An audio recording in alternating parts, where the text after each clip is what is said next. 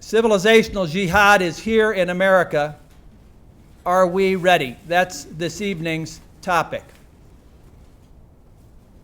One of the most acclaimed novels trying to make sense of the civilizational disaster of the First World War, Ernest Hemingway's The Sun Also Rises, ends with one character saying bitterly to another, "Isn't it pretty to think so?"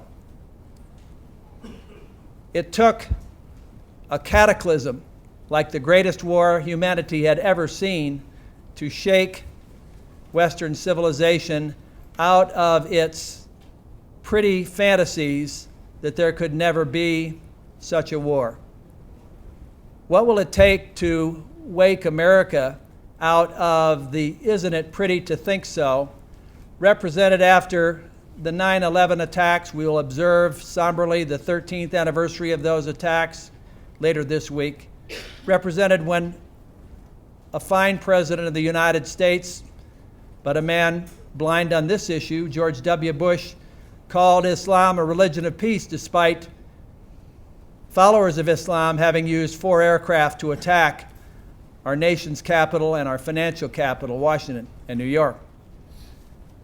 The denial represented recently by President Barack Obama, whose policies many of us deplore, and Prime Minister of Britain, David Cameron, whose policies many of us applaud, both of them saying what's going on with the gruesome beheadings of Americans by the Islamic State and other manifestations of Islam on the march. Both men say it has nothing to do with Islam. How can this be? How can this be?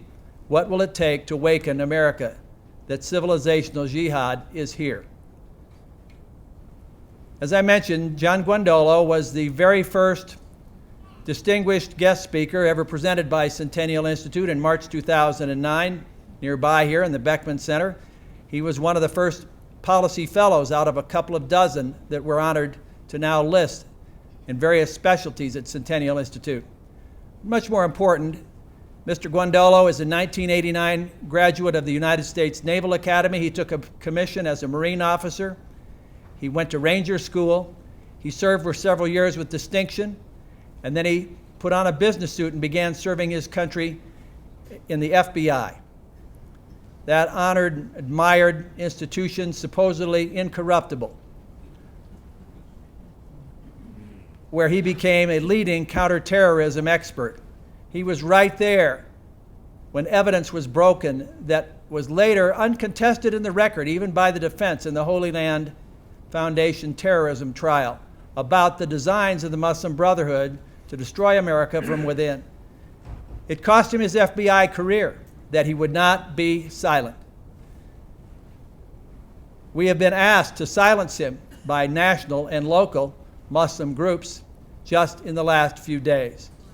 We say never, never.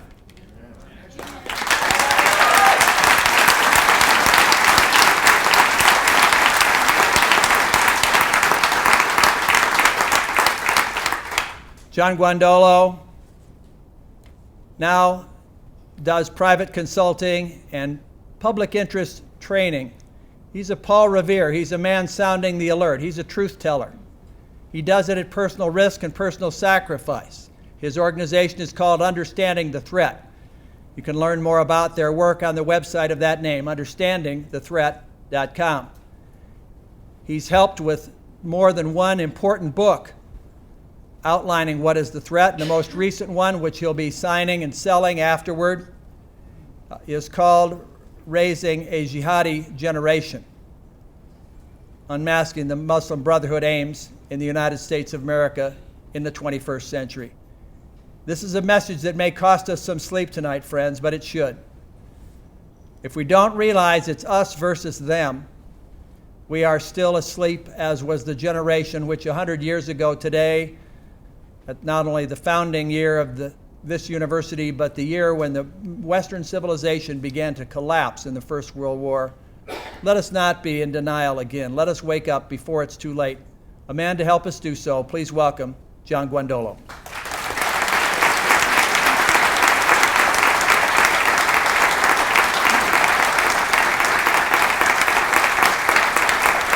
Thank you very much. Thank you very much. All right, I'm going to say as a caveat right off the bat, I come from an Italian heritage, and I'm a Marine. Okay. By the way, go Army. Is that what you said? Is that what you said? How about go Navy, beat Army? What's wrong with that? Got my Ranger tab right there for you. Checking it. Fit into my uniform.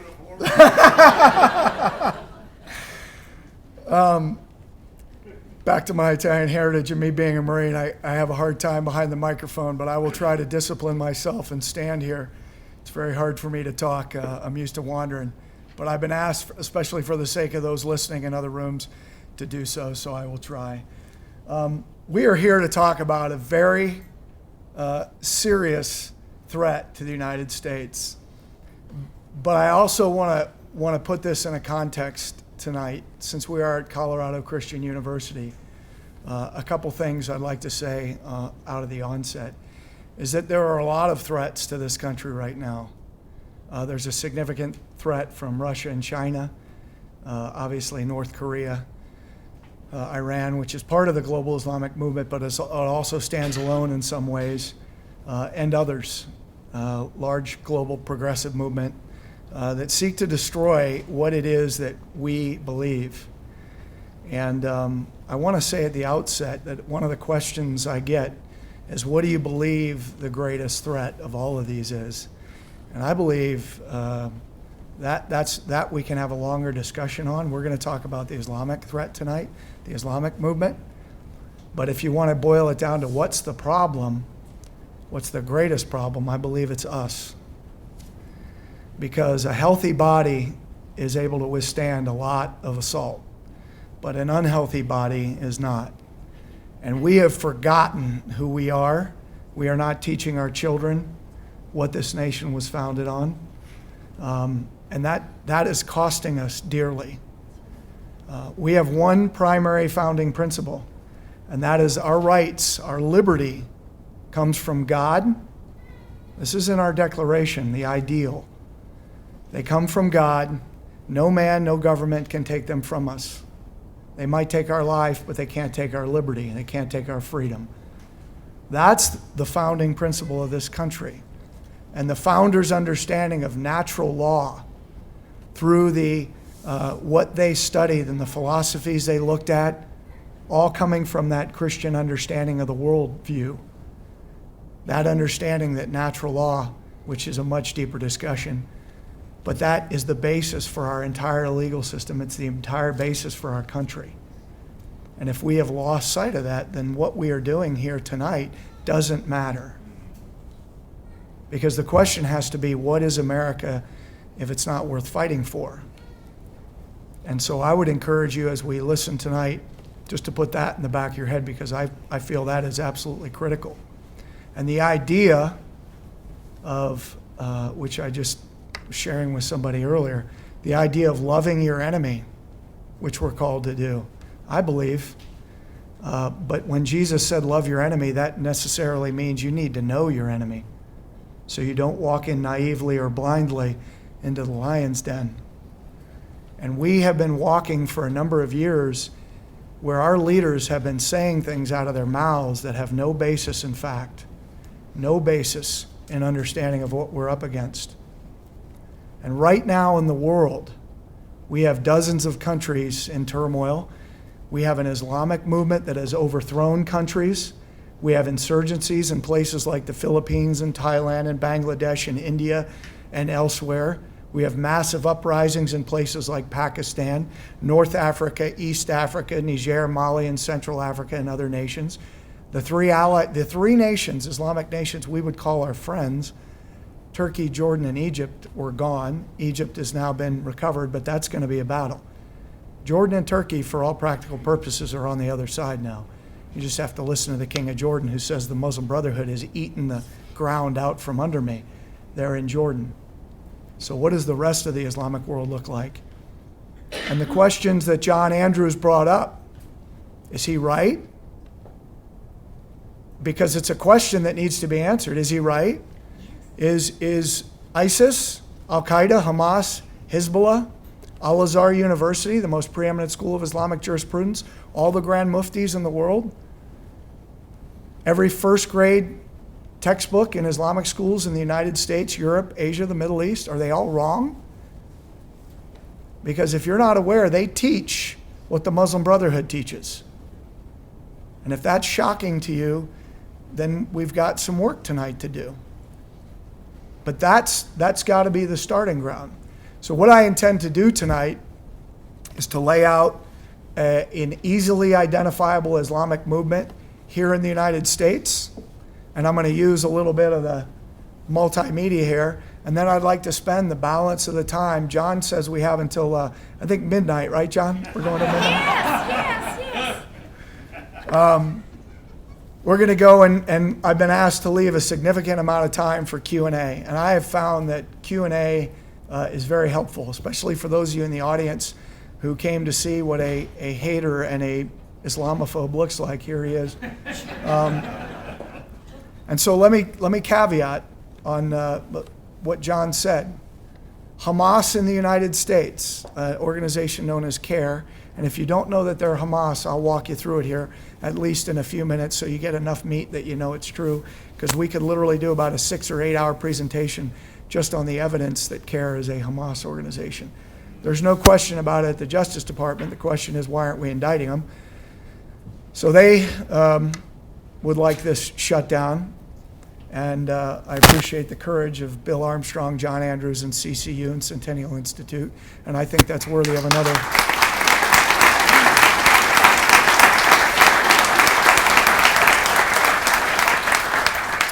Because it is important to note that this enemy is the kind of an enemy that every time you show weakness, they do not show mercy.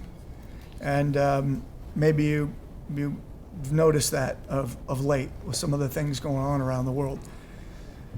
So also, the Rocky Mountain Islamic Center asked CCU to shut this down, as well as a Christian organization called Shoulder to Shoulder. And now here's the question I want to lay out for you tonight to put in the back of your head as well, is why?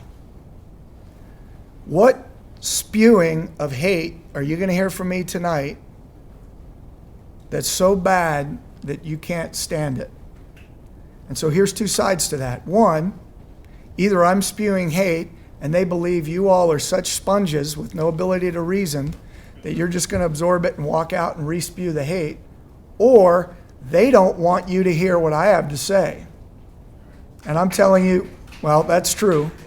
I'm telling you here, that's what it is. I've been doing this a long time now. And I've given these kinds of talks not only in this country but overseas, and to ministers in the British Parliament, and in India to their ministers of government, some of their government ministers. And there have been Muslim brothers, in a couple cases, some very senior Muslim brothers at the global level in the room. And none of them have ever said, when they're talking just to me, that what I'm saying is not true. They just say they don't like that I'm saying it. Because here's the deal, folks. You will know everything you need to know about Jihad and Sharia when you're under it. And then you're going to know everything you need to know. And that's the way they operate. And if you're sitting there saying there is no way that that's coming here, then you've missed something, because it's here. And so what I'd like to do is maybe pull the veil back for you a little bit and talk to you about some of that. Does that sound fair? Okay, now I have one ground rule, and this is it. And when I do this with law enforcement, they get this pretty quickly because they're the most savvy people on the planet. Them and, like I say, Lance Corporals in the Marine Corps. Most savvy people in the world. And with no filter usually, so that's good. And that's this. I'm going to be putting out facts. If the facts disturb you, that has to fall into the so sad, too bad category. Okay, because facts are facts. Truth is truth. There is actually such a thing as objective truth. There are such things as truths. If you want to disagree, I invite you to raise your hand during the Q&A. Write your questions down. Write it down and say, hey, I don't think this is true because, and offer facts. If you offer me a nice story about lollipops and cotton candy, I'm going to tell you we need to focus on the real world, because we now have thousands of people. As a matter of fact, the UN with the Vatican has said that in the last 2 years, over 100,000 Christians a year have been killed. Okay, that's a big number, folks. I haven't seen that on CNN or Fox. Now, these are some serious issues going on in the world. We have nations being overthrown. We have people looking us right in the eye and saying, here's what we're doing, here's why we're doing it. And our leaders are saying they don't mean that.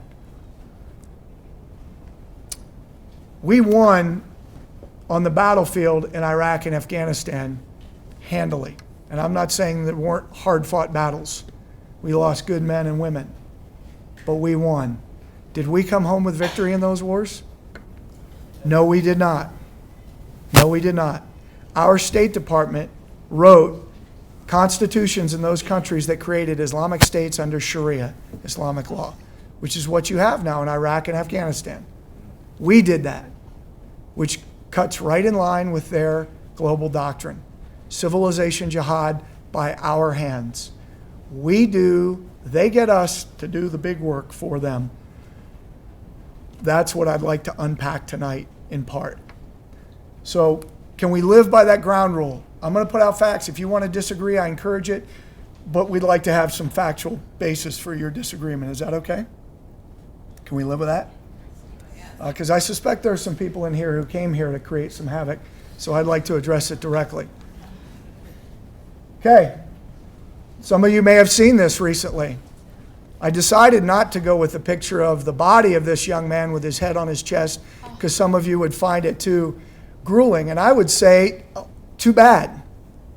Okay, right now, these guys are crossing continents in Africa, in Iraq, in Syria, in Libya, by the way, in places like Mali, Niger again, and other places, sawing people's heads off, cutting children's heads off and putting them on spikes, burying people alive, crucifying Christians, and the public just standing there watching. That's what's going on, besides the fact we have everything else that we talked about earlier, all the other threats out there.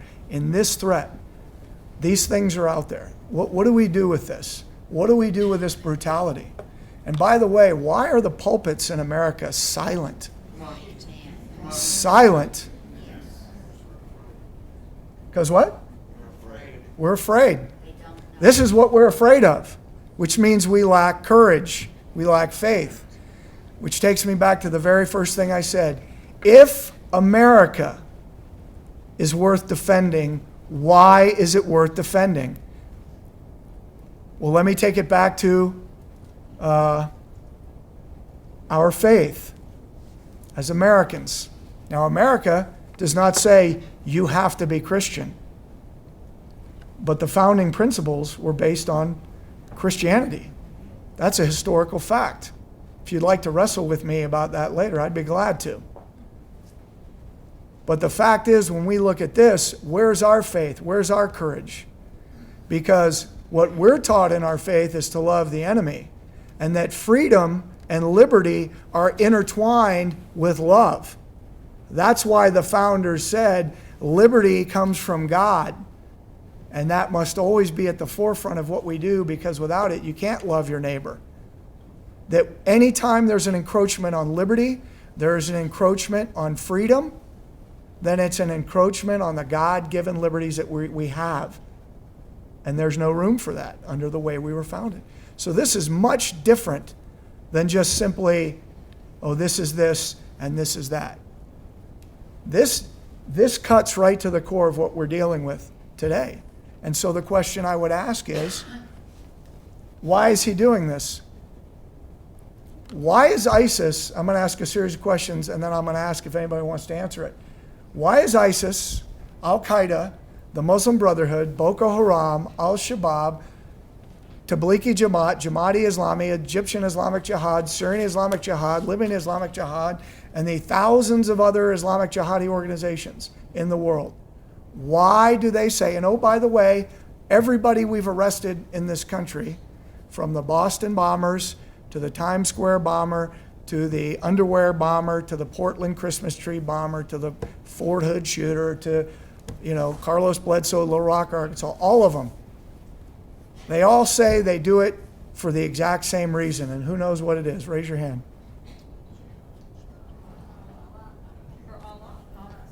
Okay? But specifically, what is their objective here?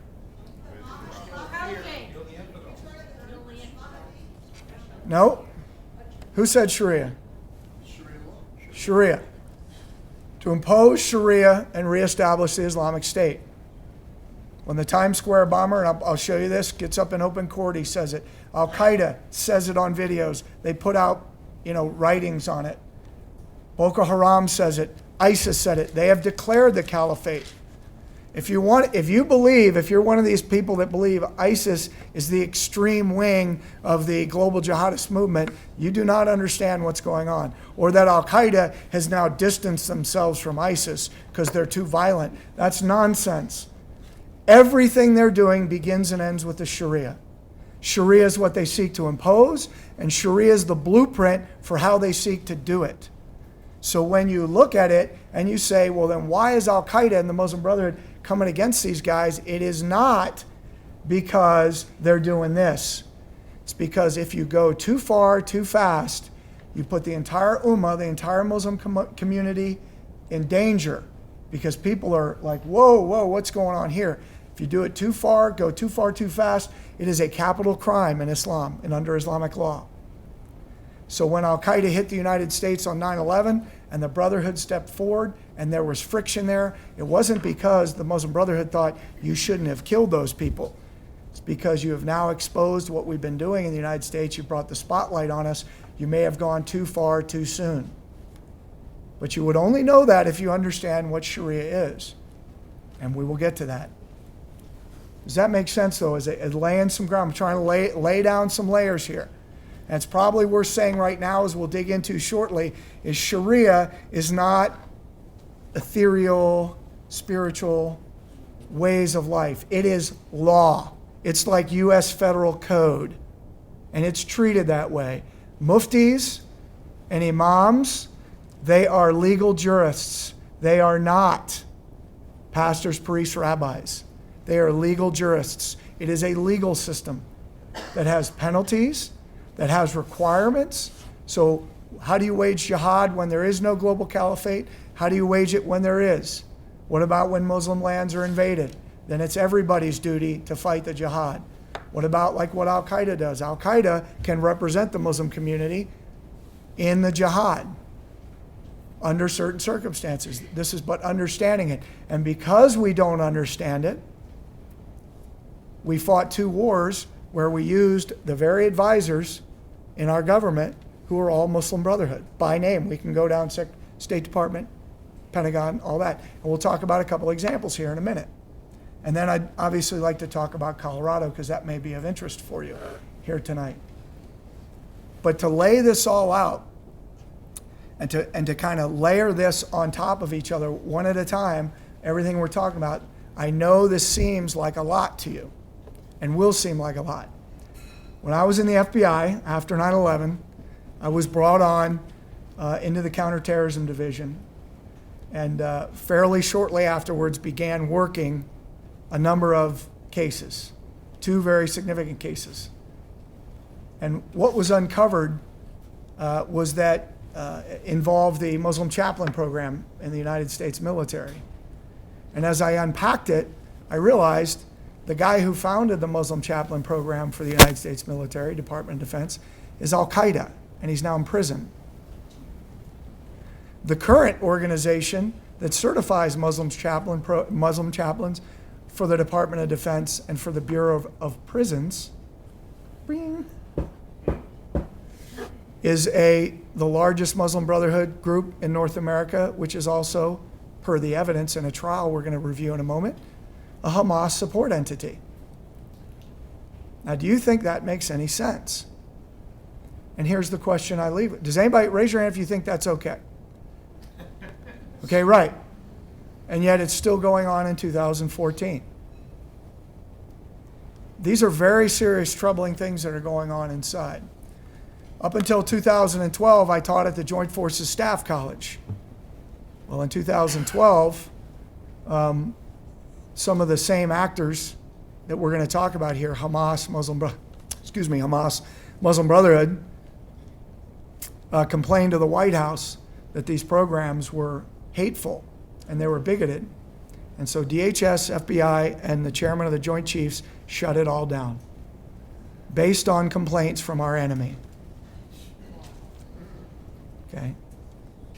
So if you want to wonder why 9 days ago or 10 days ago when Bill Gertz wrote the article, because he got a copy of the most current FBI threat assessment listing the most dangerous threats to the United States, and nowhere did it even mention Islamic terrorism, that's the direct result of a decades-long campaign.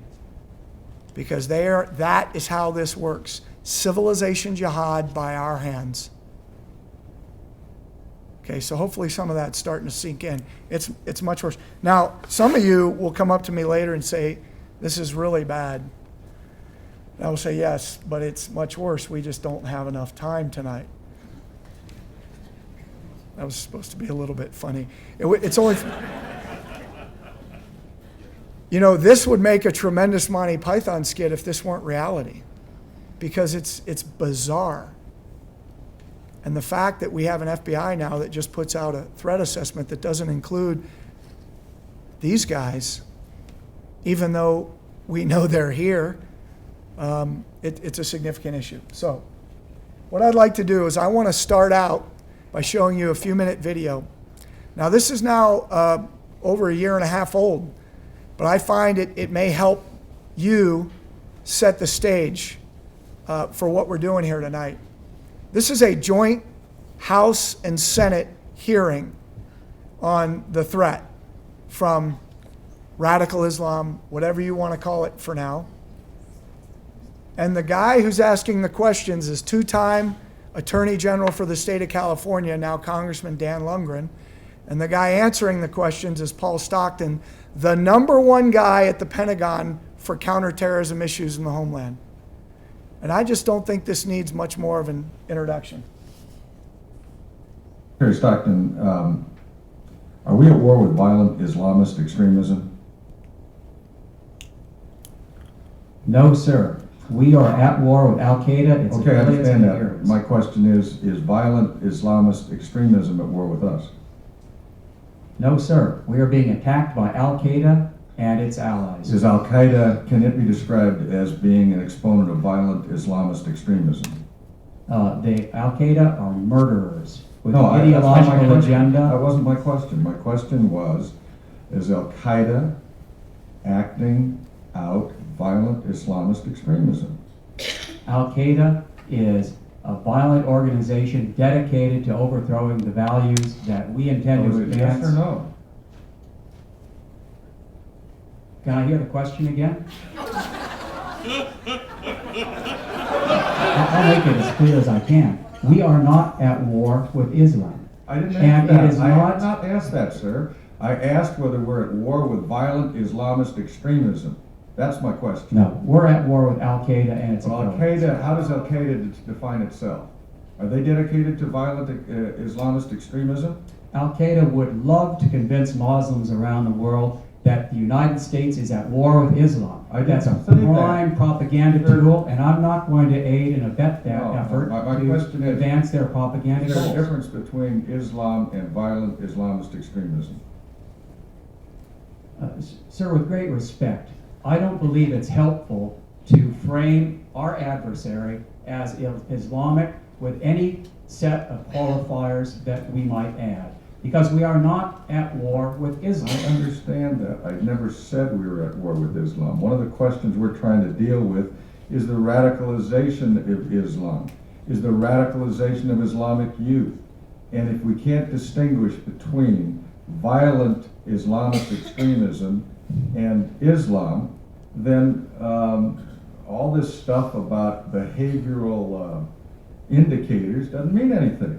Well, let me ask you this question. Is it a behavioral indicator to put on your card that you're a soldier of Allah? A behavioral indicator that you have a copy of Inspire magazine That's on not your my desk. question. That's not my question. My question is it a behavioral indicator to put on your card that you are a soldier of Allah, as Major Hassan did? We have behavioral indicators now that enable our personnel, our supervisors, to focus on detecting indicators of violent extremism that reflect the lessons learned from Fort Hood. Okay, is that a lesson learned? That if you put soldier of Allah on your card, that you ought to follow up and investigate that? We're training our supervisors to follow up on appropriate indicators and exercise the leadership they need in order to provide for effective reporting and Do you agree with the intervention. statement of someone representing the Department of Defense on the weekend after the shooting, that it would be a greater tragedy to lose our program of diversity than what had occurred? Well, let me go back to something Chairman King said. I was trained up by Senator Moynihan. There was nobody less politically correct than Senator Moynihan. I follow the truth wherever it takes me, and I strongly support the programs of the Department of Defense that focus on Al-Qaeda and behavioral indicators. I appreciate This is not about political correctness. This is about defeating our adversaries. Sir, I would disagree with you that it may not be about political correctness. We are here talking about the fact that we now have to have behavioral indicators. I agree with that. But my question is, if someone gives inflammatory remarks, as did Major Hassan, in an open setting, if he has on his card that he was a soldier of Allah, it seems to me to be beyond common sense to think those are not behavioral indicators. So my question is, if I'm a member of the military today, and I see those two events or those two circumstances, would it be appropriate for me to report those as behavioral indicators? Now, that's not a question of whether or not you're being political correct, sir. I'm asking to answer that specific question. If I'm a soldier and ask you that question, what do you tell me? Inflammatory rhetoric of the sort associated with Major Hassan that needs to be reported, and our officers are trained up now to report on that behavior. Thank you, and I appreciate that. That is your leadership right there. Now, why is that so disturbing? Well, it's disturbing for a couple reasons. Do you believe he really follows the truth wherever it takes him? No. Because let's talk about what American warfighting doctrine says. Our doctrine says that when you assess an enemy, you start with what the enemy says, who they are, and you go from there. 100% of these guys that we're talking about say we are Muslims, we are jihadis fighting jihad in the cause of Allah to impose Sharia and establish an Islamic State, period. That's what they say. That's what they do martyrdom videos and say that. They tell you in front of the camera they're doing it. A guy cuts a soldier's head off in Woolwich, England, right outside London and says this is a command. So all these guys are getting their version of Islam wrong in the exact same way. Interesting. And as a matter of fact, we don't hear anything from the most prestigious schools of Islamic jurisprudence in the world that they're wrong, because they are not wrong. And until we look at this for what it is, then we are going to be trapped and mired in this disaster. And when they turn, because right now, by the way, they're focused on Islamic countries and overthrowing them, imposing Sharia there. They are not focused on the West. When these armies are done there and they turn and go into Europe and then start coming here, this is what's going to look like here. And this is not saber rattling, and this is not fear mongering. This is what we're watching across continents around the globe. This is real. We need to start taking them at their word. You see, I'm a believer. I'm a Marine, which means I'm a pretty straightforward guy. And if I'm sitting at an ATM at 10 o'clock at night and I draw out money and a guy walks up and says, I have a gun in my pocket and I'm going to shoot and kill you, I don't go, well, maybe I don't think he means it. Or maybe he doesn't have a gun, or maybe his gun's rusty. I'm going to assume he means it, and I'm going to take action right then and there. And if he's joking, well, that's his problem, not mine. And the law is behind me, by the way. You see, we have an international movement, which, by the way, includes all of the Muslim countries, which I'll talk about in a moment, that is dedicated to those two things, imposing Sharia and establishing a global Islamic State. And it doesn't matter if you don't think they can do it. They're trying to do it very persistently, and our response at the national security level is this is not a problem. I don't know about any of you if you ever played sports, but the analogy I would use is it's 5 minutes into the first quarter of a football game. They're winning 72-0, and we're on the sideline in baseball outfits wondering what inning it is. I mean, that is the level of disconnect that we have right now. So, is there a problem? How many of you know who that is? Okay, but come on, you guys have seen this before. Anyone else? You don't, not you count. You matter. This is Abdurrahman al-Amoudi. The Washington Post called him the pillar of the Islamic community. He was the founder of the Muslim chaplain program for the Department of Defense. He created or led almost 24 of the largest Islamic organizations in North America. He worked with the Department of Education as well as the ACLU on what would go into public school textbooks about Islam. He worked for the State Department as a goodwill ambassador and actually represented the United States in the Middle East peace process. And in 2003, he was arrested at London's Heathrow Airport with $340,000 cash he got from Muammar Gaddafi from Libya for the global jihad, and he was taking it to Damascus, Syria. He said he found it outside his hotel room. I actually interviewed him the day before he got sentenced, and I wanted the address of the hotel because I'd like to take a trip to that hotel. He's now in prison. He was sentenced to 23 years because he's Al-Qaeda. He was involved in a plot with 2 Al-Qaeda operatives from the UK to kill Saudi Crown Prince Abdullah, who became the King Abdullah of Saudi Arabia. And as it turned out, the Department of Treasury and Department of Justice said that he was a senior financier for Al-Qaeda. It's a Muslim Brotherhood and Hamas operative as well. Did I mention he was the advisor to President Clinton? The senior Islamic advisor to President Clinton and Vice President Gore. Met at the White House more than any other Muslim in the United States during those times in the 1990s. Now, those of you that are mumbling under your breath about a particular political party, I just want to caution you. And let me just say this. This briefing I'm giving is a national security brief. It's not a political brief. I will tell you that today I've briefed dozens and dozens of members of Congress since 2005, as well as a number of 3- and 4-star generals and admirals. And the level of understanding of this threat is as close to zero as you can imagine. Now, what they understand is how they fight. Guys in the Pentagon are like, yeah, we know they fight, and they're good fighters here, they're not good fighters here. Here's some of their tactics. They get that. The strategy, you just heard it. This has nothing to do with Islam. Well, the enemy says it does.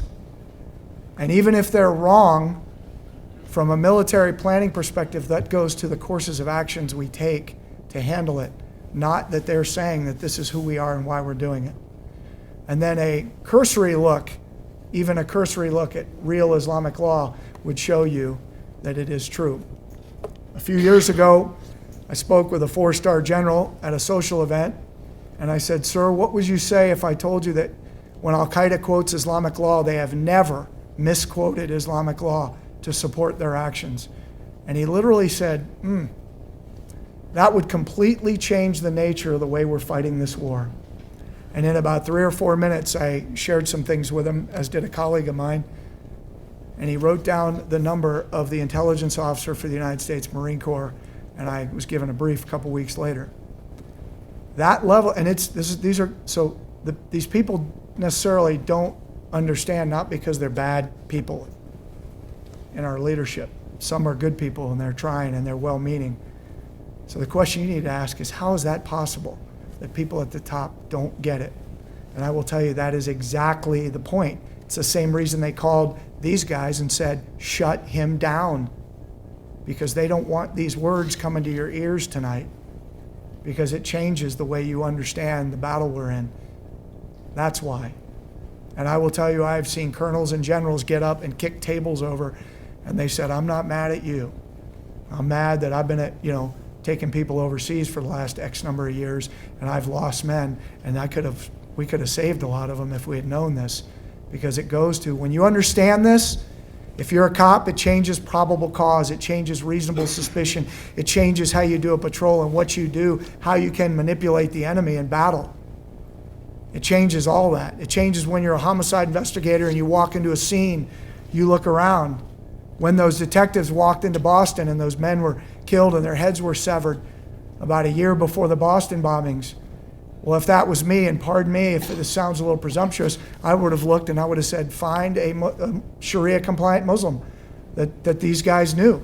That's your target. But these are good cops, and they were like, what are you talking about? And I will tell you, the police officers that I briefed and that I've taught in the 3-day program, I get calls all the time. Hey, man, we were just out on a traffic stop, and I saw this, and we dug in, and there you go. Here's where we're going with it. But your police officers are not being taught this. Although in Denver, I just did meet today somebody who is starting to make some inroads here, which is nice. So this is all part of this discussion, because you have to understand why this information isn't getting up and why most of you have never heard this stuff right here. How about that guy? Anybody know who he is?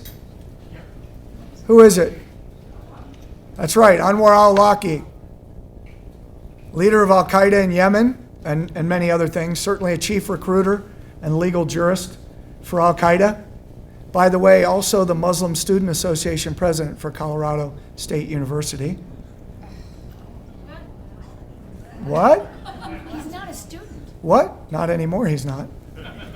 He was. He's now no longer with us. He ate a missile in 2011. So,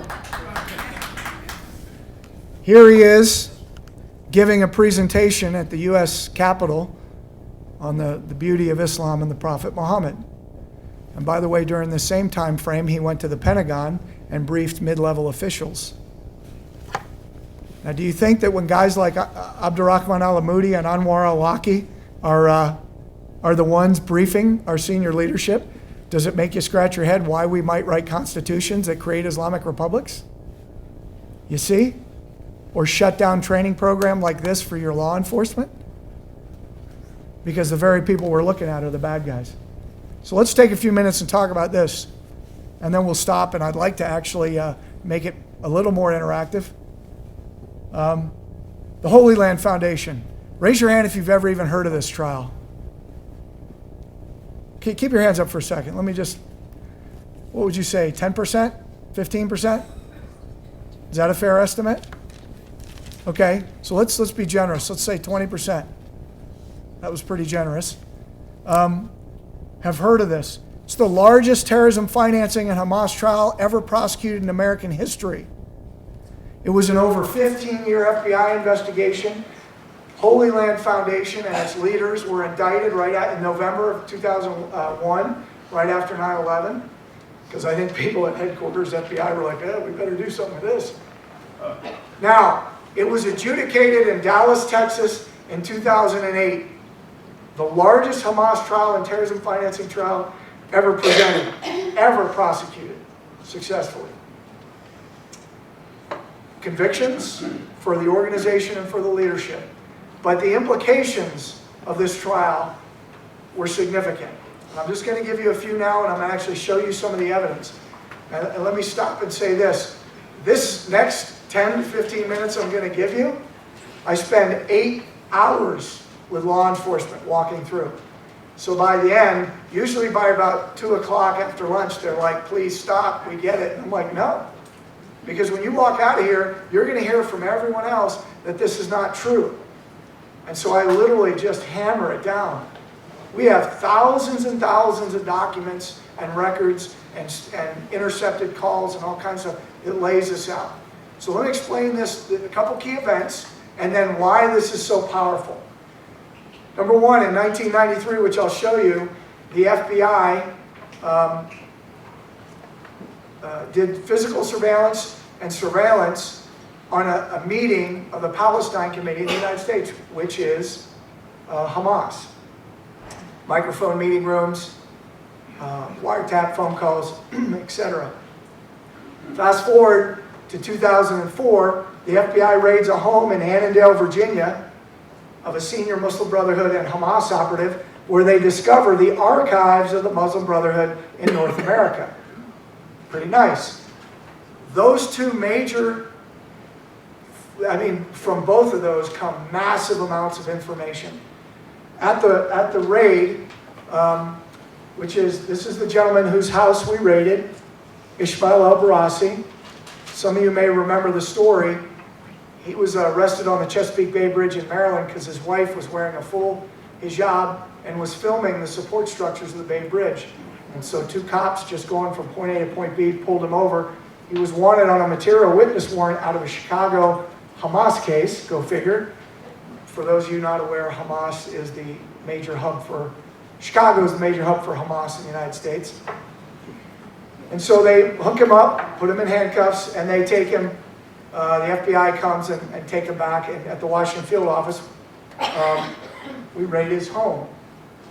Now, he was partnered with this guy, Musa Abu Marzouk. Now, I know these are names, you don't have to remember them, but I want you to follow this because I'm literally boiling it down to a few nuggets. Marzouk was the leader of the Palestine Committee in the United States, which is Hamas. Okay? And so we raid the home and we find a whole bunch of evidence. Documents that list the leadership of the Muslim Brotherhood, the Hamas leadership in the United States, the organization's financial records, strategic plans, future training, future leadership, how to implement the strategy, a whole host of historical documents of the Muslim Brotherhood in the United States, including, by the way, a cassette tape from 1981 of a board of directors from the Muslim Brotherhood speaking to a group of Muslim brothers in Missouri, where he talks about the jihadi training camps, where he talks about an internal security apparatus to protect the Muslim Brotherhood against the FBI and CIA, and when he talks about all these other things we're talking about that they have here, that you would naturally assume Hamas and Muslim Brotherhood would have, including, by the way, the special section, which is their military wing, which does operations, like violent jihadi operations. That was 1981. Now, all of this evidence, a great deal of it gets entered into the Holy Land Foundation trial. And let me pause for a second and say this. For those of you not aware, Hamas is the Muslim Brotherhood in Palestine. It's a part of the Muslim Brotherhood. So when you see what's going on with Gaza, with Israel and Hamas, those guys, as a matter of fact, some of the guys from here went over there. Some of the Muslim Brotherhood leaders here that meet with your elected officials at the national level went over there. And that's been going on now for several years. But maybe that's a tangent we shouldn't go to because I'll have to spend about 20 minutes talking about that. Here's probably the most important document we found in the raid. This is their strategic plan. It's called an explanatory memorandum. You see the original Arabic and down at the bottom the stamp from the trial and the court-approved translation. It's written by the #2 guy for the Palestine Committee, or Hamas, in the United States. In 1991, it was approved by the governing bodies of the Muslim Brotherhood in North America, and it was found among the archives of the Muslim Brotherhood in Annandale, Virginia. It was entered into the largest Hamas trial ever prosecuted, and the defense stipulated that it is what it says it is. That means if somebody points to that and says, like they do, that's just some document written by some guy found in some guy's basement, they are legally wrong, because the court has said otherwise. Any lawyers in here, if you want to admit it? Is that true or is that not true? Thank you.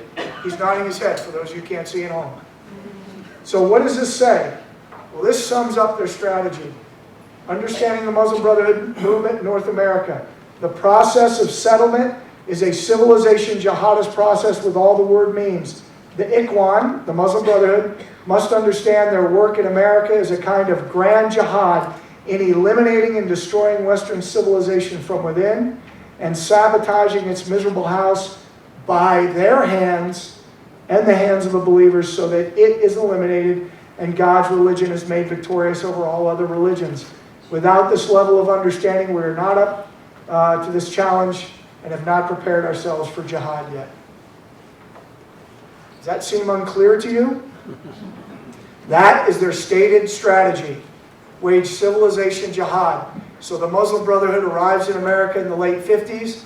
The very first national Islamic organization in America was created by the Muslim Brotherhood.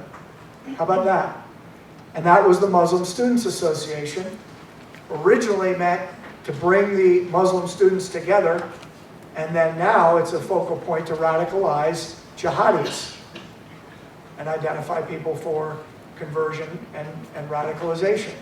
And there are over 600 MSAs across the United States, including on every major college campus in Colorado, just as an example. Okay?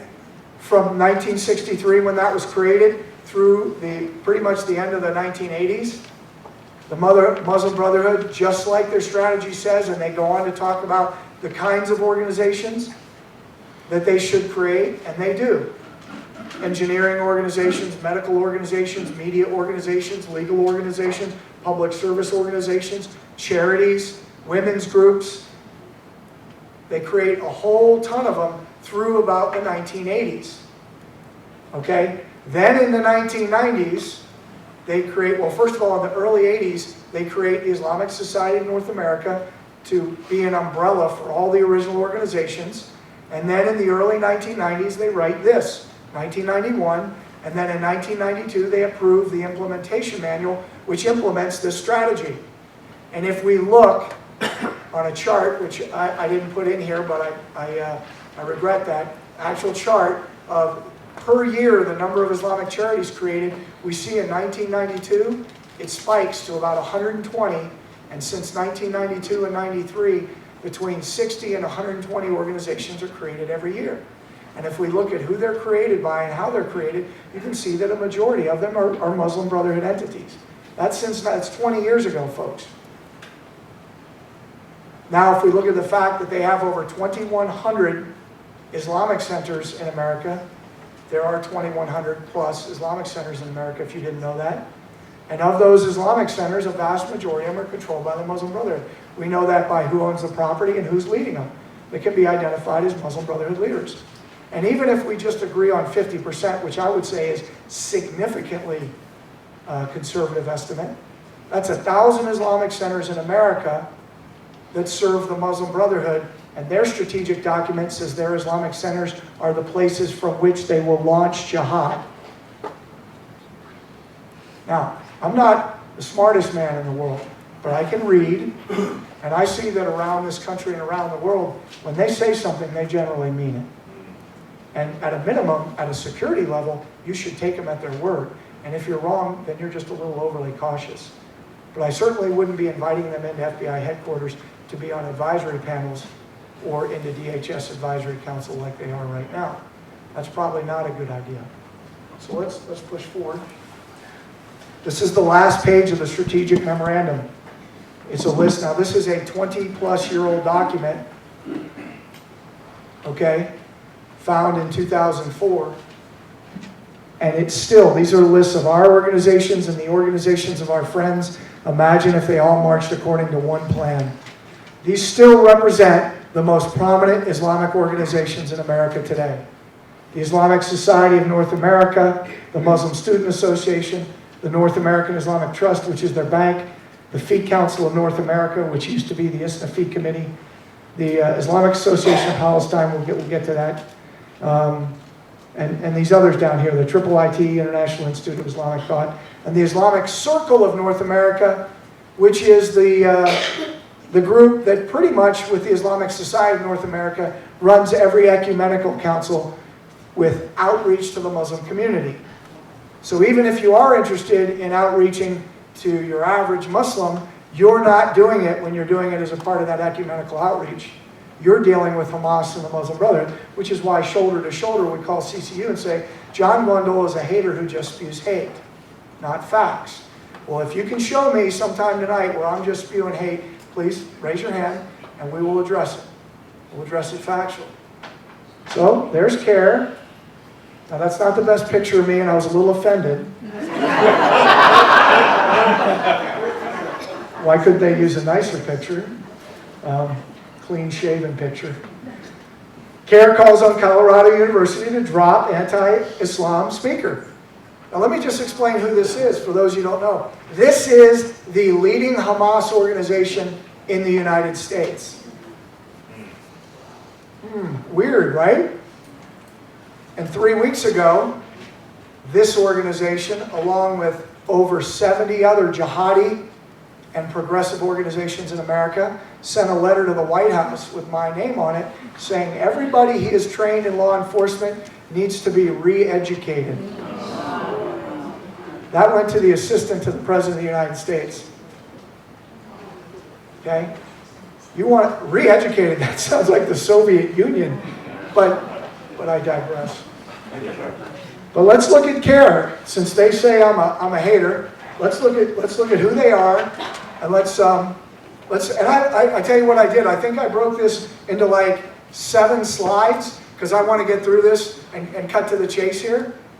But I want you to know, literally, I boiled it down to like 2 pages, and I have a 2-page document that I've been sending people, like to, media people, like, hey, CAIR says you're a racist.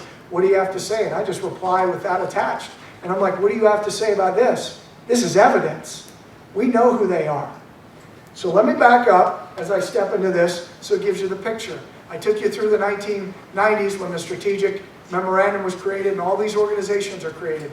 In the 1980s, 1987 to be specific, Hamas was created out of the Palestinian Muslim Brotherhood by Sheikh Yassin. Hamas is created, it's called the Islamic Resistance Movement, okay?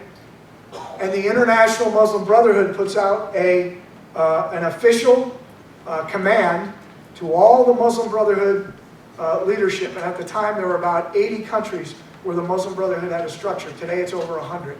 So I want you to just think about that. The Muslim Brotherhood has significant structure in over 100 countries in the world, including the United States. As a matter of fact, professionally, I will tell you, it's my opinion, their structure in the United States is stronger than anywhere else in the world. Worse than it is in Turkey, worse than it is in Jordan, worse than it is in Egypt. If you'd like to debate me on that, that's another topic, but I think that ought to sit. By the way, just as a few data points, I've had senior officials from Turkey at the National War College and countries like Pakistan, which quite frankly, they're not our friends, and they kind of knew that myself and a colleague, we are not their friends either. But they said, your Muslim Brotherhood problem is much greater here than it is in our country. And we're like, yeah, we got that. We got that. So it's not only recognized, I'm not just saying it. I want you to know this comes from a lot of background. So it's worth saying.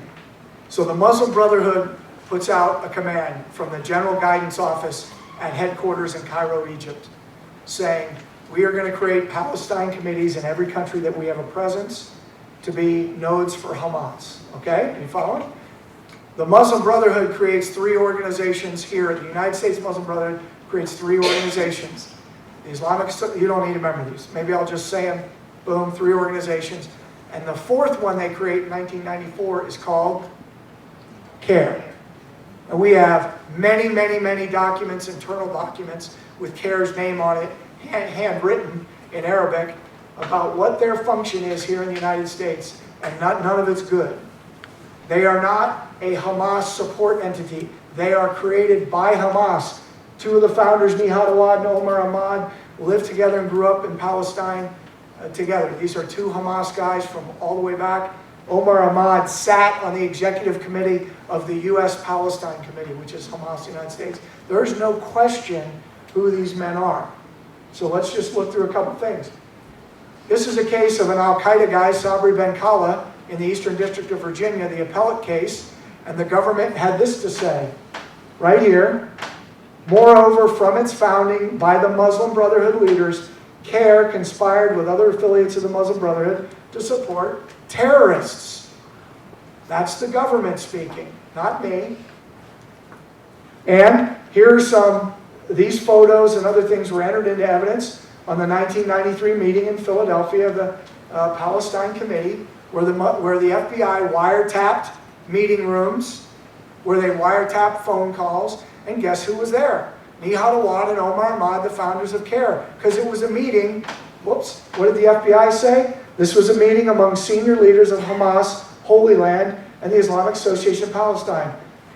For some reason that blew it out there, but all attendees of this meeting are Hamas leaders. This is the FBI senior leadership talking during the Holy Land Foundation trial. So it's not a question of what this was or who these guys are. The prosecution put together a list of attendees, and guess who was there? The two key founders of CAIR, Omar Ahmad and Jihad Awad. Is everyone on board with me so far? This is called evidence, by the way. Now, in the 2004 raid in Annandale, Virginia, the FBI found a list of the leaders of the Palestine section in the United Palestine Committee in the United States, and whose name are on it? Well, not only Musa Abu Marzouk is number one because he's the leader, the guy who wrote the strategic memorandums, number two, and Omar Awad and Jihad Awad are right here. Omar is an alias, which we can get to. This is all evidence. Now, I'm just giving you the easy ones, so you guys, does everyone follow me? How many of you doubt that CAIR is a Hamas entity still? If you do, raise your hand. It's okay. Okay. So let's go on. The unindicted co-conspirators in the largest Hamas trial in U.S. history. Well, CAIR is listed, but I would argue that's not what's important.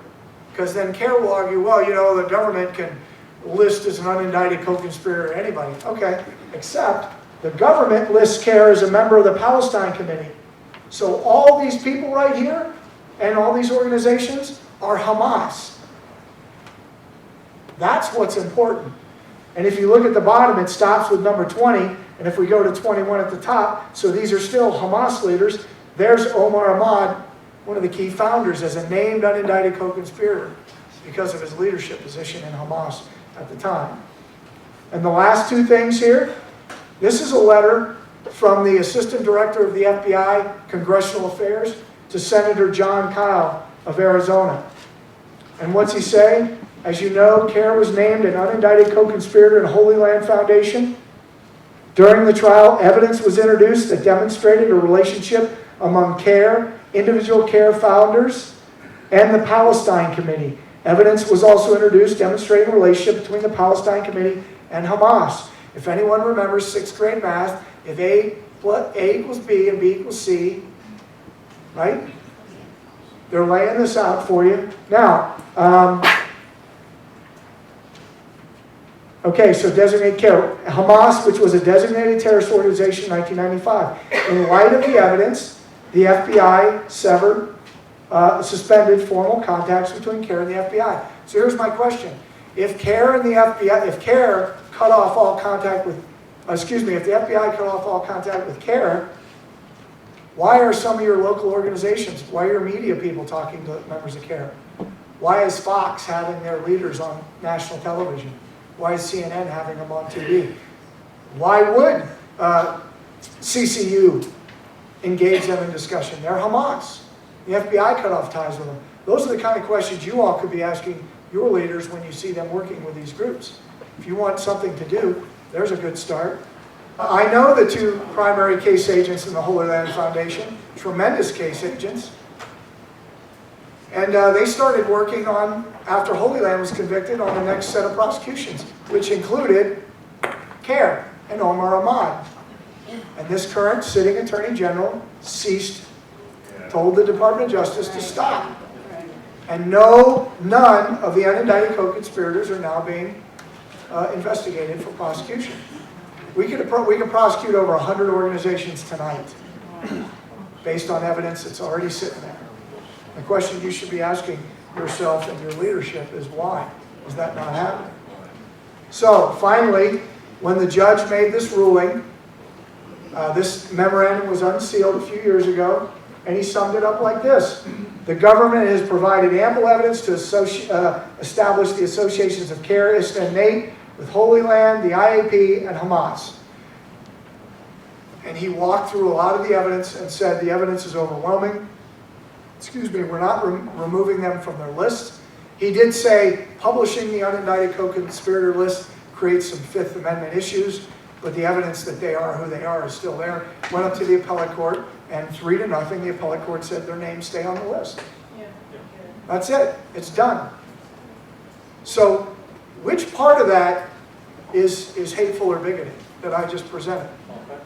Because what I want you to understand is the very people, you know, I was a Naval Academy guy, a Marine, an FBI guy. I swore an oath to the Constitution on several occasions. And that thing doesn't have an expiration date on it.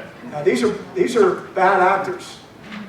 And we are not dealing with them. And every day that we give them a little wiggle room, what we're telling internationally to this movement is we are weak. And that emboldens them because the Sharia that they follow, remember knowing the enemy is important? The Sharia they follow say when your enemy is weak, you must act. You have to act stronger. So only acting from a position of strength is going to slow this tide down.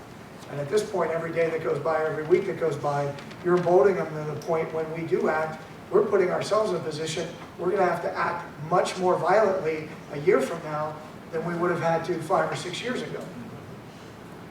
And certainly how we must act today. So we're putting ourselves in a bad position. So where does that leave us? That's just, for those of you that have seen a day-long or 2-day-long presentation, in some cases, there are a few people in here that have been to a multiple-day program of mine. You know that this is not even skimming the surface. But what I hope to do, and I'm not done, so I'm not closing shop, but I need to close up because I really want to spend time doing Q&A because it's going to take this the way you want it to go. I want to just put a few things out there. This is a real threat. Our system of government, as I mentioned in the beginning, is based on one principle, that God gives you your liberty and no man, no government can take it away. From that, the ideal is the declaration that every human being is created equal. The Constitution was the first attempt at the ideal. And it took us a long time to do certain things and get to certain places, but the ideal was in place. And it's still in place. Today, we have an enemy that specifically says that they seek to impose foreign law on all of you. And, by the way, on Muslims who came to the United States to get away from Sharia. Okay? So let's be clear. Every single Muslim does not subscribe to Sharia. And it doesn't matter whether the Sharia requires them to do it or not, they don't. So the delineation, at least in the national security realm and the people I talk to, the delineation has to be those people who are Sharia adherent and seek to impose it on others. That's a threat. Because this is not a freedom of religion issue. They are seeking to impose foreign law on you. This is an Article 6 of the Constitution issue, which says the supreme law of the land shall be the Constitution of the United States, and all officers must swear an oath to that Constitution. So for somebody to say, yes, I know I'm the Secretary of Homeland Security, but I don't know what you're saying is true, then I have to say, this evidence is out there for the world to see. You have to work pretty hard not to know this. Now, if you all in here didn't know it, I don't care. That's why I'm here. But your job isn't as a national security specialist or as a director of Homeland Security or FBI or on the National Security Council. But if you are and you don't know this, we have a critical negligence issue. I mean, it's catastrophic failure. And then, as I mentioned 10 days ago, when Bill Gertz published about the internal FBI document that didn't even mention Islamic terrorism as one of the greatest threats to America, not even mention, that is catastrophic failure. When they call Major Nadal Hassan and what he did workplace violence, I mean, again, it's a Monty Python skit if it weren't so daggone serious. Right? So it is to the point where a lot of people are looking around going, what? You feel like you're in the twilight zone. But here's the key, is these people in office have responsibilities. And when you don't know, when you swear an oath to protect and defend against all enemies, foreign and domestic, legally you have the legal obligation to know or do due diligence to know those enemies. That's your legal duty. It's what you get paid for when you swear that oath. If you don't know it, it means you're professionally negligent. When people die at places like Little Rock, Arkansas, Fort Hood, Boston, Massachusetts, Well, we put doctors and lawyers in jail for that kind of stuff. And why are our leaders in the national security realm not held to that same standard? So now, you've got a little taste of this network in the United States. I wrote my book, Raising a Jihadi Generation, because that comes directly from a quote of the international leader of the Muslim Brotherhood,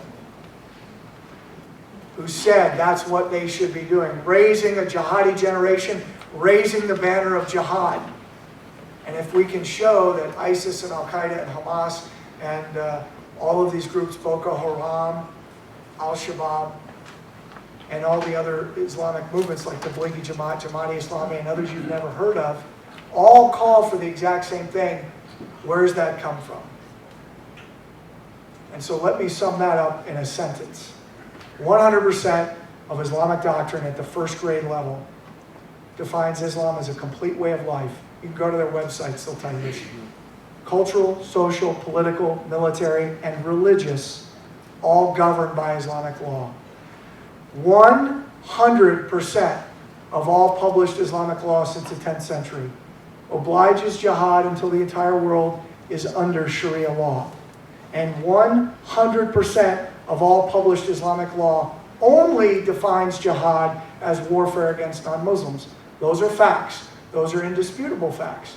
To stand up and say that that's not true is to be wrong. We do not have a reasonable disagreement. And here would be my, if you're going to stand up and say this, I want you to name for me that book of Islamic law that says that. Because I can produce and name for you all of the books of Islamic law that say what I'm saying is true. There is no such thing as Islamic law with the other version, whatever that other version is. And I would just gently remind you that all these guys, from the guys that saw the journalists' heads off, to the Boston bombers, to Faisal Shahzad, who stood in the New York courtroom and said, I don't need your Western laws, I have the Sharia. We don't need your freedom because we have freedom under the Sharia. That's why we do this. They all say they do it for that reason. They're all doing it. And now countries are overthrown and people are dead.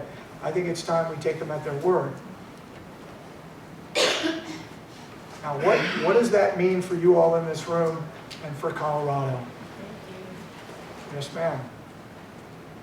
Well, here's what it means. Those same Muslim Brotherhood organizations that exist everywhere else exist here. The Islamic societies are here. You've got, I think, about 17, 18 of them. Islamic societies here in Colorado. The Islamic Society, no. Individual centers? Or? Islamic Society of, fill in the blank. They're all over the country. There are about 250 of them. Those are subsidiaries of the Islamic Society of North America. Muslim Brotherhood, Hamas funding entity. Then you've got the Muslim Students Associations. You've got at least one or two chapters of the Muslim American Society here in Colorado. And other organizations like CAIR has an office here. CAIR has an office in Denver, and if I'm not mistaken, they have an office in, or they were setting up an office in another city. Fort Collins, I think, maybe. What about Golden? I don't know if CAIR has an office there. They're Islamic Students Association. Right, there are definitely MSAs there. Right. You've also got Islamic centers here. Not all of them, I will just say, not all of them in the country are Muslim Brotherhood, but a vast majority of them are. And one of the things I've realized I'm putting together is a little piece I'll have on my website. We'll just kind of give you a simple way to research it. First of all, if it's an Islamic center, the fact that the vast majority of them are Muslim Brotherhood, that's kind of the starting point. But you need something else. Normally, who owns the land? And if NATE owns land, North American Islamic Trust, you're pretty much done. If they're bylaws, you get a copy of their bylaws, and it says if we dissolve, all of our property goes to NATE or to one of these other organizations. Your research is done. Or by the leadership. And you know the history of the leadership. It's something you probably don't want to do that kind of research. So there's a heavy presence. And let me just share two other stories in closing, and then I want to give you a couple things you can do. Besides the founder of the Muslim Brotherhood, Hassan al-Banna, Sayyid Qutb is the most powerful and well thought of ideologue in the jihadi movement in the 20th century. Said Qutb came out of Egypt, and he came to America, and he studied. Where did he study? Greeley, Colorado, University of Colorado. Went back, this is in 1948 to 1950. He goes back to Egypt and writes, first of all, he gets involved in the Muslim Brotherhood because he's disgusted with 1948 Greeley, Colorado and the immoralities that you people had here. That's right, at a church dance. The men and women were touching in public. So he goes back and joins the Muslim Brotherhood, and in a roundup in Egypt, he gets arrested, and he ends up being hanged. But while he's in prison, and he gets hanged because they didn't want to hang him because he was so beloved. And the Egyptian government knew that that would be a problem, but he said, I'm not going to renounce anything. So they hanged him. While he was there, he passed notes to his sisters, and that became the book Milestones, the book that the current leader of Al-Qaeda says is a spark that ignited the Islamic Revolution. That's how important Said Qutb is. He's so important that if you go into every mosque bookstore in the United States and Europe, you will find the complete works of Said Qutb. Okay? That's how important he was, and he studied here in Colorado. But maybe that's just a blip on the screen. Maybe I'm just exaggerating that point. So let me jump forward to the 1980s, the late 1980s. Your law enforcement here diligently found a training camp, a jihadi training camp in Buena Vista, Colorado. And they took it to, well, it's now being re-energized. Yes, it is. They took this information to the FBI, and the FBI said, we're not going to do anything about it. These are Muslims. They have freedom to do whatever they want. So your governor at the time, this is 1987, if I remember correctly, he assigned a special prosecutor, and she organized several dozens of law enforcement agencies from across Colorado, and they raided the camp. And guess what they found? Weapons, ammunition, explosives, target lists, evidence that they had done reconnaissance for attacks on the National Guard base, and other such things, which you would expect. The FBI didn't do that. Your state and local officials had to do it.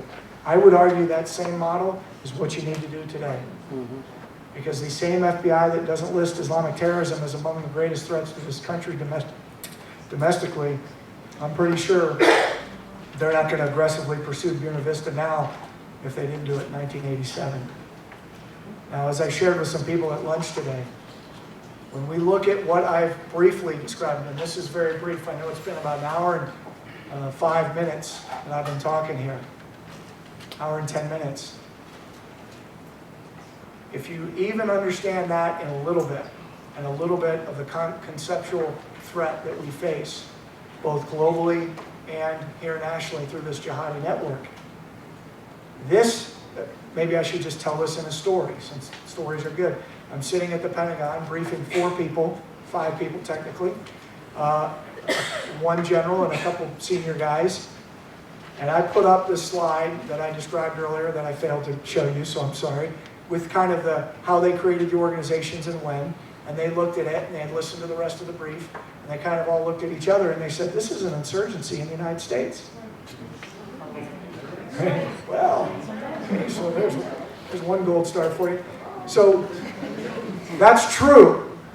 So for my military brethren, in a counterinsurgency, the focus of resistance, the counterinsurgency has to be by doctrine at the local level.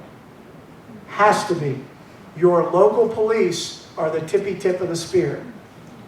But they cannot do what they need to do to go after these organizations and these Hamas and Al-Qaeda guys. Because they're not going to, no police chief is going to just go out on his own. So he needs the elected officials behind him. And I think I'm comfortable saying very few elected officials are going to step out on the ledge unless you all, the citizens, are behind them and nudging them ever so gently. That's how this is going to work. And if you all decide this is for the military and the FBI to figure out, then we are going to lose. And if you don't think we can lose, I would say look at where we are right now. Look at what's happened in the last 10 years. We won every battle on the battlefield. We came home. Did we get unconditional surrender? Did we vanquish the enemy? No, I'd say they're on the march, bigger and better than ever. So I want to say, I won't leave you on kind of a sour note, because I will say I've done this long enough to know that there are probably some of you sitting there going, holy cow. And there's kind of a heaviness and a weightiness on your heart because of this message. But I think there's actually, at least for me, there should be great joy in this for you. Because the good news is you have a lot of work to do. And you are needed. Every one of you is needed in this. Whether you're a student, whether you're retired, whether you're somewhere in between, you are needed in every aspect of your life. And if people around you don't want to hear the message, and I will tell you, there seem to be a fair number of people who don't have the ability to receive this because it's too much. And that's okay. That's okay. Then wish them well and move forward. But if you want to take ground back here in the United States, it's got to be done at the local level. Now, Colorado is one of those states that I've been working in since really 2008, on and off, not consistently. And there has been some progress here. But the other side has made significant progress as well. And because good people like you, how many of you knew this information that I put out tonight before I came in here? Okay, keep your hands up. How many of you knew it from the work that I've done? Put your hands down. And everyone else, keep your hands up. Okay, now look around. What's that, 6 hands? 7 hands? Repeat the questions. It's okay. How many centers and mosques are there in Colorado, please? Islamic, a couple hundred. In Colorado. Yeah, probably well over 140, I think. Yeah, I'd have to, I can do that research. Is there a map? Do you have any sort of comprehensive map that shows in certain, within the states where things are and that sort of thing? Yeah, there are 2 things I want to put out. For those of you who know people in law enforcement. Can you repeat the question? Oh yeah, sorry. She asked if there's a map or something that comprehensively. I will tell you that it's actually very difficult because of the numbers of the organizations and to put them in. But we actually have the thinbluelineproject.org is specifically for law enforcement. So if you all know people in law enforcement, there's something you can do is let them know about that. That's only law enforcement. They got to register. thinbluelineproject.org. And that's run by Act for America. And that is a tremendous resource for police officers, analysts, and others in law enforcement. Law enforcement only, or first responders, That's- fire, that's- and that sort of thing? Some first responders. They've got a criteria of what it is. There are several good resources. I think mine is a good resource, understandingthethreat.com. Investigative Project is a real good resource. That's Steve Emerson. Steve is the one guy that when I was in the FBI helped me to remember that I was actually not insane, because he was the only one at the time that had a lot of the evidence and a lot of the recordings and stuff of the bad guys here in the United States. So there are a lot of resources out there. There is no comprehensive list right now. I'm actually trying to put something together along with some other folks to make it that way, to give a specific map out. Here's what you can, if you want to write something down. Salatomatic, SALATO, MATIC.com. Salatomatic, SALATOMATIC.com, and IslamicFinder.com, both of which you can go to a map and hit like mosque within X number of miles of this point, and they'll pop up. So it's using their tools because those are meant for the Muslim community, and you'll be able to see what's around you. It's not all inclusive. There's some things missing, but it's a good start. Do visiting those type of sites red flag you? They might, but if you're savvy, you use a different computer or use an IP scrambler. Just a thought.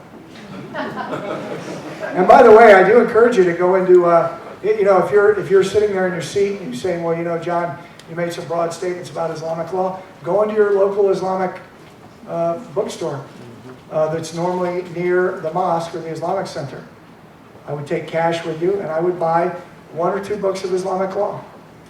I mean, my former colleague, Steve Coughlin, who worked for the chairman of the Joint Chiefs, General Pace, is the Islamic legal expert because of his background. That's how he came to know this. So he went into Islamic bookstores because you go to the source. If you go to Barnes & Noble, you're going to be wrong every time. And you get a book by somebody who tells you what it is, go to the source. Because it's a capital crime to teach a Muslim, for a Muslim to teach a Muslim something that's not right about Islam. But they can say anything they want to you if you're not a Muslim. That's Sharia, that's not me. So if you go there and you buy books of Islamic law, you know, Steve Coughlin went into mosque bookstores and over a period of about 18 months purchased $5,000–6,000 worth of Islamic legal books because he kept buying more because he thought, oh, I just got the radical ones. And then he realized these are the only ones. So let me pause and say thank you. I greatly appreciate the Colorado Christian and to the Centennial Institute for their courage, for you all taking time to come out.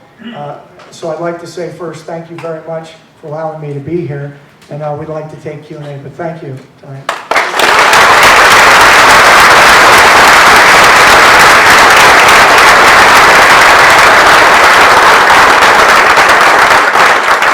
So in the balance of the time, I'd like to ask if you have a question, raise your hand, and I will try to judiciously call on you. Yes, sir, against the wall. John, I had a friend of mine who I debate these issues and always minimizes Islam. Suggests that I go to a Islamic center, to an Islamic mosque, and meet some of the people in there. Is there anything to be gained by that? Would I be welcomed in? Would I be misled? I mean, what should I expect? I want to make good use of my time. So his question was, if he gets invited into Islamic Center, would there be anything to be gained? Maybe you just have to go in with some savvy and with open eyes. But there could be something to be gained, but maybe not. I know that's not a good answer, so let me answer it this way. I did some undercover in some Islamic centers and things up in the Northern Virginia area, and I was very warmly welcomed. And as a matter of fact, what they gave me to listen to was all Anwar al-Awlaki's materials, interestingly enough. And you know, they were quick to tell me how screwed up Matthew, Mark, Luke, and John were, and that was all evil. And but they did. I mean, they just really were very interested in bringing me on board. So maybe it would be a good experience. I just offer a caution that if you do something like that, you ought to really think about it. And if you're a praying man, pray about it. But consider why you would do this. And go from there. Yeah. Yes, sir, in the back, and then checkered shirt. Yeah. I'm just wondering why, if our government, if the high officials, and I may have missed this, other than the fact that they may be stupid and tolerable and nice and just want to win people's votes, I don't know. Why are they not doing anything about it? You might have addressed it, I might have missed it, but it's... Okay, so his question is, why are we not, are our leaders not doing anything about it? Well, this is not, number one, limited to this administration. It's not limited to this country. It is and as I said over a meal earlier today with some other folks, part of their strategy is to destroy critical thought in this country.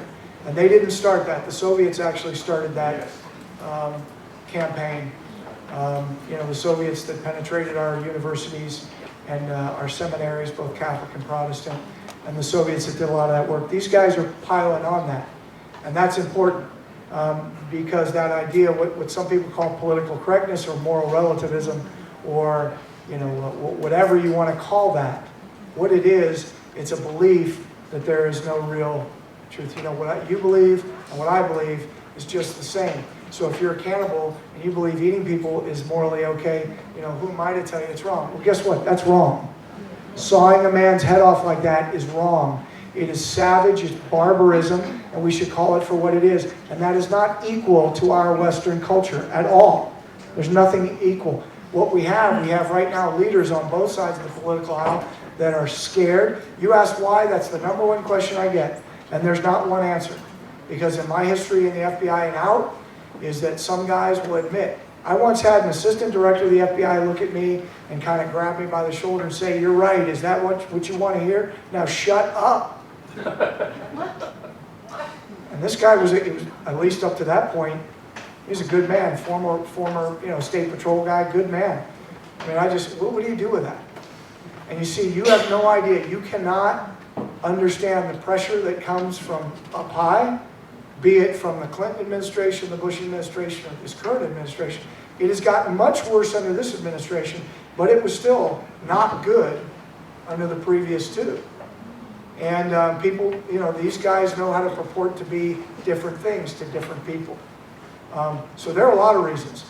My personal opinion, in DHS and FBI right now, people are more worried about their next promotion than they are about obliging their oath. I think those people should go to jail. So I hope that at least begins to answer. Yes, sir. Are there any organizations or individuals in our government who are not in denial or not controlled by that mindset? So are there any organizations in the government that are not controlled, or individuals, you said? I will say there are a lot of people who are like FBI agents that realize something is grossly askew with the leadership. There are certainly a lot of, I'm not going to put the law enforcement officers in the room on the spot, but there are a lot of law enforcement officers at the local and state level that realize the FBI is off the mark significantly on this. And so I lay that out, but there are individuals at the kind of ground level. Any significant organizations or movements that are not? In the government, there are quiet groups of some leaders that are getting it, but what are they going to do? They're operating within a system that as soon as you speak, there's a series of things that happen. I know guys at the National War College, guys at DHS, as soon as they bring evidence forward that's current of ongoing investigations supporting what we're talking about here, they get internally investigated, threatened with being fired, told to shut up. So it's the environment's very dangerous. Let me, yes ma'am. About a year and a half ago, 3 students that attend Front Range Community College at about 112th and Federal stated to my friend who lived below them and had turned off their heat for the month they were gone and going back to Qatar. And the pipes froze and destroyed the equipment, the computer equipment and other things in my friend's apartment below.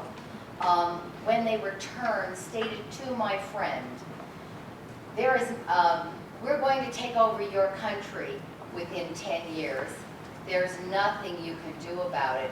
We're going to use your laws to do it. And that was their reply to what they did. Okay. And this is real local, and at 112th and Federal. I think it's a great idea, and I attend the Act for America meetings that are local, and anybody can just... I want to get to questions, so if you have a question, okay. ask. But my question is, I went to the police actually more recently, and they said the federal authorities deal with this, the police doesn't. Right. So her question is, when you have an issue like this, most local and state police will defer to the feds because they're the ones with the prosecutorial jurisdiction as far as DOJ is concerned, and there's the rub. But it's important for us to go to the police and state these things. Yeah, I often, if you want to really be a pain in the butt, DHS says, see something, say something, man, just go online. Yeah, I see, I came through Dulles Airport, the woman that checked my ticket so I could go down the escalator, full burqa. I got downstairs, the guy who checked my ticket to go into the security line, jihadi beard, full Sharia compliance. And then one of the guys working in the secure area, same thing, Sharia hair dress, headgear, beard, etc. At some point, you need to understand this is not a religious liberty issue. They're telling you through their appearance. That's one of the things I work with police on. They're telling you through their appearance who they are and what their belief structure is. And that is then probable cause to do some things. But when you say that, what Hamas will tell you is, oh, so John's saying people that are being Muslim should be under investigation. If you are Sharia compliant and seek to impose it on others, yes, you should be under it. You are a threat to this country. If you just want to worship however you want to worship, you have the freedom to do that. You do not have the right to overthrow our government. It's actually against the law. Yes, sir, right there. Yeah, can you give us an idea as to what the population of Muslims are in this country? How many are citizens? How many are here legally? And perhaps how many are here illegally? So his question is about the population of Muslims. That is a fantastic question, and I don't know that anybody has a good beat on that number. The Muslim organizations like CAIR and ISNA will tell you there are between 12 and 15 million Muslims, but they do that so that when they're up on Capitol Hill, they're a larger voting bloc than they actually are. The last census indicated there's somewhere like 1 to 2 million Muslims. I would say I find that hard to believe based on the fact of what I'm witnessing around the country. And maybe I should say this also, from a law enforcement perspective, I find interesting.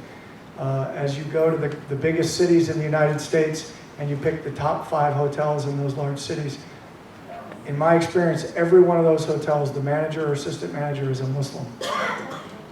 Now, I find that interesting, and from an investigative standpoint, it's curious.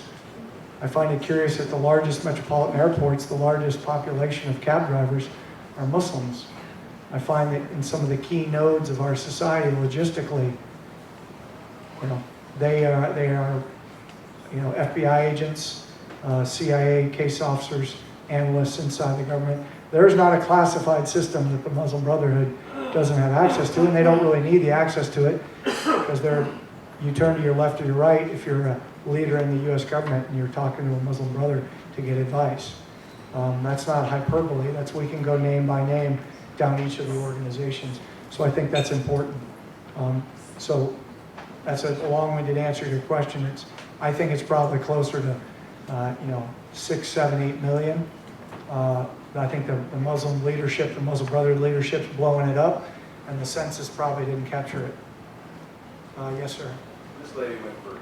Okay, yes, ma'am. It's good to see chivalry is alive and well. Raise your hand for it. I have a question.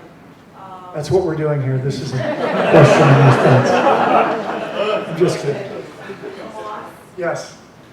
Is there any chance at all that Russia, China, and some of the others in that group, Iran, of course, Indonesia, would they possibly all come together? So her question is, would Russia, China, the Islamic movement, Iran all come together against us? I don't see it happening quite like that, like they have a big meeting in an auditorium somewhere, but what I do sense is, we have actually, Russia is not our friend, but they could certainly, we could work with them against this enemy if we didn't keep, I'm trying to think of a nice way to say this. We didn't keep kind of kicking him in the head. Mr. Putin is not a good man, but he is he's Soviet era guy.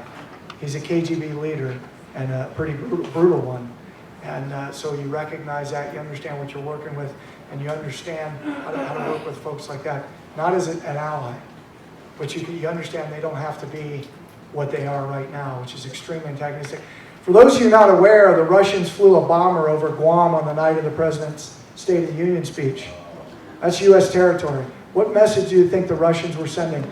Just not, 5 weeks ago, China, in the middle of a carrier battle group, doing an exercise, popped a sub up just to say, hey, you're screwed. We were right here and you didn't know it. I mean, completely embarrassing. The Pentagon went, high and to the right. These are the kind of things going on. I talked to colleagues who serve in Russia. They said it's worse now than it was in the 70s and 80s with the kind of antagonism that's going on. So, to your question, no, I don't see them all coming together. China is intent on destroying the United States. Why we are working with China the way we are, and we're funding their work to destroy us, especially economic warfare. There are some pieces of it that are already coming together, but not completely at an international level. John, you know, sometimes the Navy lands the Marines on the beach, and other times the Navy lifts the Marines off the beach. I'm here for the Navy for the latter purpose. We want to give our guest time to sign some of his books. We want to allow him to make his way up this aisle without being too much delayed by folks who want to shake his hand or ask him an individual question.